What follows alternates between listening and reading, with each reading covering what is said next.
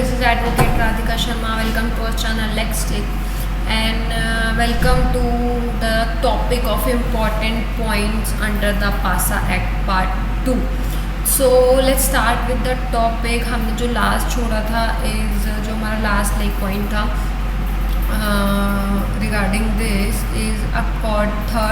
fourth point कि as an police officer arrest कर सकते हैं उस पर्सन को जो कि लाइक जिन्होंने कोई भी ऐसी एक्टिविटीज़ करी है अंगेज द जो पनिशेबल है under the PASA act without a warrant for a cognizable offense and no court authorization is required to begin an investigation. यानी पुलिस ऑफिसर अरेस्ट कर सकते हैं किसी भी पर्सन को बिना किसी वारंट के एक कॉग्निजेबल ऑफेंस के लिए किसमें under the PASA act as in अगर कोई भी person via administrator obtain like detain किया जा रहा है, ऑर्डर दिए जा रहे हैं उनको डिटेन करने के लिए, तो पुलिस ऑफिसर उन्हें बिना किसी वारंट के अरेस्ट कर सकते हैं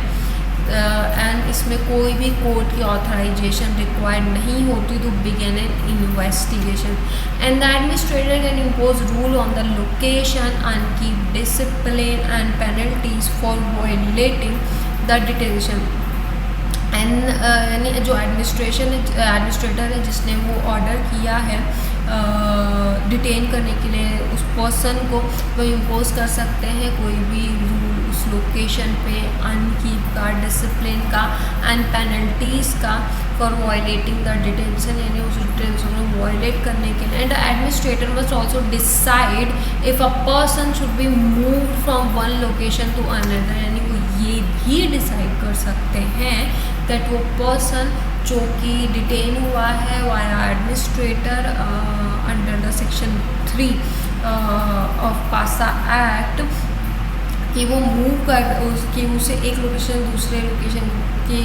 उसमें मूव किया जा सके। According to section 3 of the act, if a person is held for 2 or more reasons, the order of detention cannot be ruled unlawful or ineffective simply because one or more of the reason is ambiguous, non-existent, irrelevant, not related to the person or for any other reason। यानी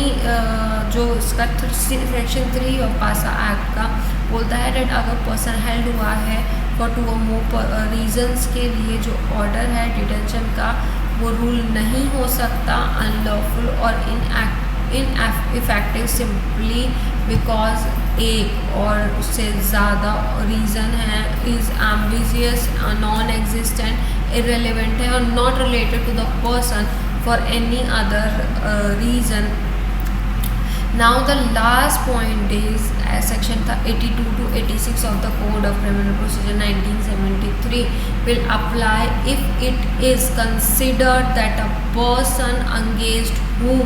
a detention order has been issued has filed or hidden, making it impossible for the order to be carried out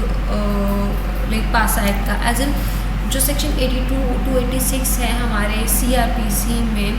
apply होता है अगर like if it is like consider किया जाता है date जो person अंगेज हुआ detention order हुआ है बाय एडमिनिस्ट्रेटर हैज़ फाइल करता है और हाइडन करता है लाइक फ्लीड वो कहीं चला जाता है और छुप जाता है,